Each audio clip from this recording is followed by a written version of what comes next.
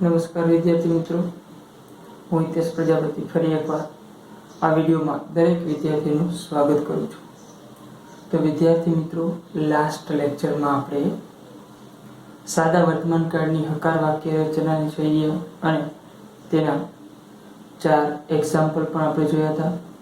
તો આજે આ વિડીયોમાં આપણે સાદા વર્તમાન કાળની અંદર આવતી નકાર અને પ્રશ્નાર્થ વાક્ય રચનાનો અભ્યાસ કરીશું. તો વિદ્યાર્થી મિત્રો, હવે સાદા વર્તમાન કાળની અંદર જો વાક્ય નકાર અથવા તો પ્રશ્નાર્થ હશે તો એના માટે એક નોંધ છે એ જોવી જરૂરી છે.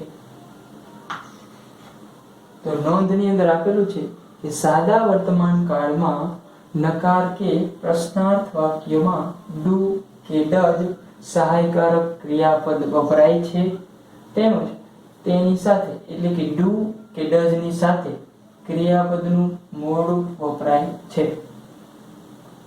તો નોંધ છે શું કહેવા માંગે છે એ સમજી લઈએ આપણે કે જો સાદા વર્તમાન કાળનું વાક્ય હકાર હશે તો કોઈ સવાલ નથી, પરંતુ નકાર અથવા પ્રશ્નાર્થ વાક્ય હશે તો ડુ કે ડઝ બેમાંથી કોઈ એક સહાયકારક ક્રિયાપદનો વાક્યની અંદર ઉપયોગ કરવો પડશે અને તે વાક્યમાં ડુ ડઝ સાથે ક્રિયાપદનું મૂળ રૂપ વાપરવું પડશે.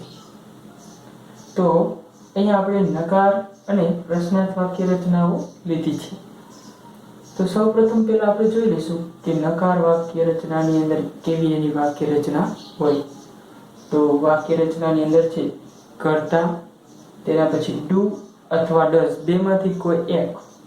નોટ, મિત્રો અહીંયા નોટ છે એ નકાર વાક્યને સૂચવવા માટે ડુ કે ડઝ પછી નોટ આપેલું જ હશે.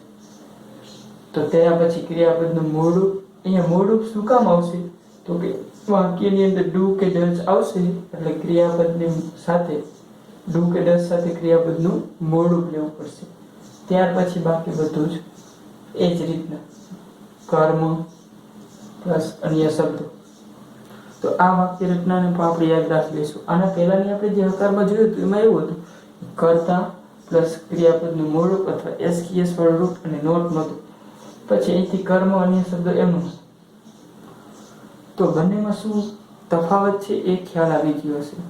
અહીંયા આપણે ડુ ડઝ નો ઉપયોગ કર્યો. હવે પ્રશ્ન એ થાય કે ડુ ક્યાં લેવું અને ડઝ ક્યાં લેવું. તો એનું સોલ્યુશન અહીંયા રાખેલું છે આપણે કે જો કર્તા તરીકે એટલે કે અહીંયા આ ખાલી જગ્યાની પહેલા જો હી સી ઇટ હશે તો ડઝ આવશે, અને જો આઈ વી યુ ધે હશે તો ડુ લેશું. તો ડુ અને ડઝ ક્યાં આવશે એ ખ્યાલ આવી ગયો. અને ડુ અને ડઝ જે વાક્યની અંદર આવશે એ વાક્યની અંદર તેની સાથે હંમેશા ક્રિયાપદનું મૂળ રૂપ આવશે. અને જે વાક્યની અંદર ડુ કે ડઝ આવશે સહાયકારક ક્રિયાપદ તરીકે તે વાક્ય સાદા વર્તમાન કાળનું હશે એવું આપણે સમજીશું. ચલો અહીંયા બે ઉદાહરણ લીધા છે, બે એક્ઝામ્પલ લીધા છે. આપણે જોઈએ કે આઈ ખાલી જગ્યા નોટ ખાલી જગ્યા એ પિક્ચર ડેલી કૌંસમાં આપેલું છે ટુ ડ્રો. હવે ડેલી એ જોતા આપણને ખબર પડી જશે કે વાક્યની અંદર સાદો વર્તમાન કાળ છે, પરંતુ હવે આપણે એ જોવું પડશે કે વાક્ય કેવું છે, એટલે કે કઈ વાક્ય રચના પ્રમાણેનું છે. હકાર છે, નકાર છે કે પ્રશ્નાર્થ છે. તો જેમ અગાઉ આપણે કીધું એ પ્રમાણે કે જો વાક્યની અંદર નોટ હશે તો તે વાક્ય કેવું હશે? નકાર હશે. ચલો સાદો વર્તમાન કાળ ખબર પડી ગઈ હતી, વાક્ય નકાર છે એ ખબર પડી ગઈ. તો આ વાક્ય રચના પ્રમાણે આપણે ખાલી જગ્યા પૂરવાની છે. એકદમ ઈઝી છે. ચલો કરતા તો અહીંયા આઈ આપેલો છે, પરંતુ આઈ વી યુ ધે એટલે કે અહીંયા જોઈશું આપણે આઈ વી યુ ધે માંથી છે હા છે તો ડઝ મૂકશું કે ડુ? તો કે આઈ સાથે ડુ મૂકીશું. તો પેલી ખાલી જગ્યાની અંદર ડુ કે ડઝ માંથી આપણે શું લીધું? ડુ. શું કામ લીધું? અહીંયા ખાલી જગ્યાની પહેલા આઈ વી યુ ધે માંથી કરતા તરીકે આઈ, એટલા માટે અહીંયા આપણે ડુ લીધું. હવે બીજી ખાલી જગ્યા છે એ ખાલી જગ્યાની અંદર ટુ ડ્રો માંથી આપણે ક્રિયાપદ મૂકવું પડશે. હવે ક્રિયાપદ એટલે શું મૂકવું? તો કે ડુ સાથે ક્રિયાપદનું મૂળ રૂપ આવશે. તો અહીંયા ટુ કાઢી નાખશું એટલે ક્રિયાપદનું મૂળ રૂપ ડ્રો આવી જશે. તો ડુ ડ્રો એ આપણો જવાબ છે. જો ગુજરાતી અર્થ સમજીએ આપણે તો I do not draw a picture daily, કે હું દરરોજ એક ચિત્ર દોરીશ નહીં. ચલો એના પછી બીજું વાક્ય છે સી ખાલી જગ્યા નોટ ખાલી જગ્યા ટી એવરી ડે. સી ખાલી જગ્યા નોટ ખાલી જગ્યા ટી એવરી ડે. અહીંયા આપણે જોઈશું કે એવરી ડે છે તેના ઉપરથી આપણને ખ્યાલ આવશે કે સાદો વર્તમાનકાળ તો છે. ચલો વાક્ય કેવું છે? નોટ ને જોતા ખ્યાલ આવી જશે નકાર વાક્ય છે. હવે નકાર વાક્ય હશે, સાદો વર્તમાનકાળ હશે તો બે ખાલી જગ્યા હશે. પહેલી ખાલી જગ્યાની અંદર ડુ અથવા ડઝ મૂકવાનું છે, બીજી ખાલી જગ્યાની અંદર ક્રિયાપદનું મોડું મૂકવાનું છે. પણ આપણે જોવું પડશે કે ડુ આવશે કે ડઝ. તો કે હી સી ઇટ માંથી જો અહીંયા સી છે તો એ જોઈ લઈશું આપણે હી સી ઇટ માંથી સી છે, તેની સાથે તો ડુ નહીં આવે પરંતુ ડઝ આવશે. તો પહેલી ખાલી જગ્યાની અંદર આપણને ખ્યાલ આવશે કે ડઝ આવશે. હવે બીજી ખાલી જગ્યાની અંદર હવે અહીંયા ડુ હતું તોય મોડું આવશે, અહીંયા ડઝ છે તોય મોડું પદ આવશે. એટલે અહીંયા ટુ ડ્રિંક માંથી આપણે ખાલી ડ્રિંક રાખી દઈશું. એટલે ડઝ ડ્રિંક છે એ આપણો જવાબ થશે. ચલો ગુજરાતી કરીએ આપણે ભાષાંતર કે she does not drink tea every day, કે તેની દરરોજ ચા પીતી નથી.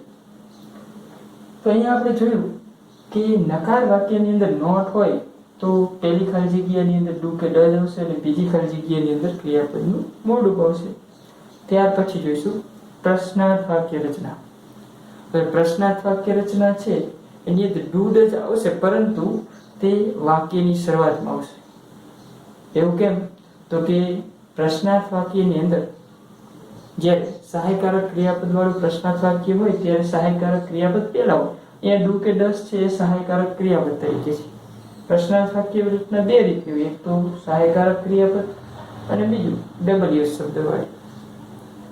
તો અહીંયા પ્રશ્નાર્થ વાક્ય રચનાની અંદર આપણે જોઈશું પહેલા કે સહાયકારક ક્રિયાપદ વાળી.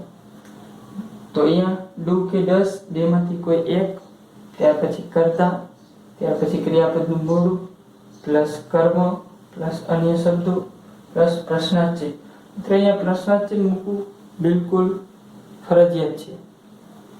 જો પ્રશ્નાર્થ ચિહ્ન ન હોય તો પ્રશ્નાર્થ વાક્ય બની શકે નહીં. તો આ વાક્ય રચના અને આ વાક્ય રચનાની અંદર થોડોક ફેર છે. અહીંયા નોટ હતું, અહીંયા નથી. જ્યારે અહીંયા ડુ ડઝ છે એ કરતા પછી હતું, અહીંયા ડુ ડઝ છે એ કર્તાની પહેલા છે. એટલે કે વાક્યના અંતે પ્રશ્નાર્થ ચિહ્ન છે અને કર્તા અને ડુ ડઝ ને ઉલટ-સુલટ કરી નાખીએ છે અને નોટ કાઢી નાખેલું છે ઉપરની વાક્ય રચના પ્રમાણે જોતા. તો સૌપ્રથમ ડુ કે ડઝ બેમાંથી કોઈ એક, ત્યાર પછી કર્તા, ક્રિયાપદનું મોડું, કર્મ, અન્ય શબ્દ અને અંતે પ્રશ્નાર્થ ચિહ્ન. ચલો હવે વાક્યની અંદર આપણે જોઈશું કે જો બે ખાલી જગ્યા હશે તો પહેલી ખાલી જગ્યાની અંદર ડુ કે ડઝ આવશે અને બીજી ખાલી જગ્યાની અંદર મોડું આવશે. પણ એ પહેલા જોઈએ આપણે કે ખાલી જગ્યા યુ ખાલી જગ્યા એ પિક્ચર ડેલી. ડેલી જોતા ખબર પડી ગઈ સાદો વર્તમાનકાળ છે. પ્રશ્નાર્થ ચિહ્ન જોતા ખબર પડી ગઈ પ્રશ્નાર્થ વાક્ય રચનાનું છે. એટલે કે હકાર નકાર વાક્ય નથી પરંતુ પ્રશ્નાર્થ વાક્ય છે. તો પ્રશ્નાર્થ વાક્યની અંદર ખાલી જગ્યા પહેલા જ ડુ ડઝ મૂકવું પડશે. તો અહીંયા ડુ કે ડઝ છે એ આપણે શેના આધારે મૂકશું? તો કે ખાલી જગ્યા પછી જોવું પડશે. અહીંયા આપણે ખાલી જગ્યા પહેલા જોતા હતા, અહીંયા ખાલી જગ્યા પછી જોવું પડશે. તો ખાલી જગ્યા પછી જો કરતા છે એ જોઈશું. આઈવીયુ ધ્યેયમાંથી છે, હા યુ છે, આઈવીયુ ધ્યેયમાંથી યુ છે તો ડુ આવશે. તો પહેલી ખાલી જગ્યાની અંદર ડુ આવશે. ચલો હવે ડુ કે ડઝ આવે એટલે ક્રિયાપદનું એની સાથે મોડું આવે એ તો આપણને કહી દીધું છે અહીંયા જ. તો અહીંયા ડુ આવ્યું તો ક્રિયાપદનું મોડું, તો અહીંયા જોડી દઈશું આપણે. ટુ ડ્રો માંથી ટુ કાઢી નાખશું. ડ્રો છે એ ક્રિયાપદનું મોડું થઈ જશે. એવી જ રીતના બીજી ખાલી જગ્યાની અંદર જોઈશું. તો હવે ખાલી જગ્યા સી ખાલી જગ્યા ટી એવરી ડે એટલે પ્રશ્ન છે. એવરી ડે જોતા જ ખબર પડી જશે સાદો વર્તમાનકાળ છે. અંતે પ્રશ્નાર્થ ચિહ્ન જોતા ખ્યાલ આવશે કે હકાર વાક્ય રચના નથી, નકાર નથી, પ્રશ્નાર્થ વાક્ય રચના છે.